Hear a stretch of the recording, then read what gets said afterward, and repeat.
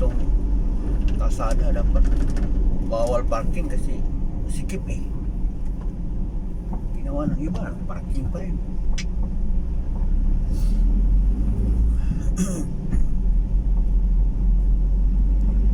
Pulis lapas.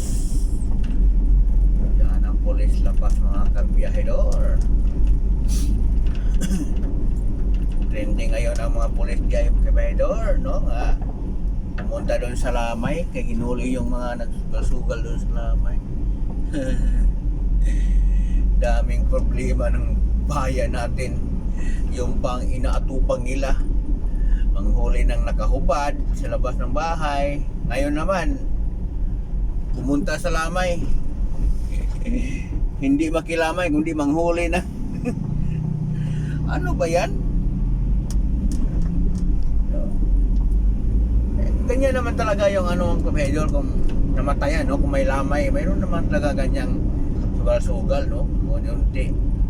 Kasi ano yan eh, para pawala sa antok, no? At saka hindi na yan bago na magkaroon ng sugal-sugal sa lamay.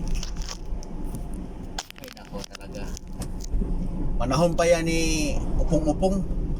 Nandyan na yan eh. Tuwing may lamay, mayroon talagang iba maglaro ng baraha, magmadyong, o di ba? Kung ano-anong ginagawa doon sa lamay para lang hindi makatulog. Bantay ng patay yan eh. Dapat sana intindihin lang yan ng nasa gobyerno. Ang ginawa nila, hinuhuli nila, no? Maliit na bagay lang yung sugal nila dyan, no? Hinuhuli kasi bawal, o bawal lang talaga kasi sugal, di ba? Pero bakit di ba huli yung mga billion trillion ang ninakaw? Bakit yan lang? Yun ang nakatatawa yun, mga kabiyahedor, no? Ang hili nating manghuli ng mga ordinaryong tao, ng mga simpleng mga pagkakamali lang mga ordinaryong tao. Samantala yung mga buhaya na sa kongreso, wala silang magawa. Di ba?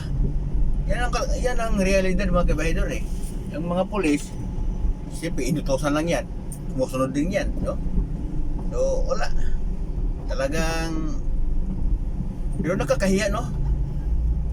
Kung ako pulis, ako mag-resign ako eh. Di ba? Hinuhuli ko yung mga ganyan. Daming problema sa ano natin. Hindi natin nahuli. So, yan lang kabiyahedor, no? So, hindi maganda talaga ang ganyan ng patakaran, no? Nakatutok sa ibang-ibang mga walang kwentang bagay para sa akin yan eh.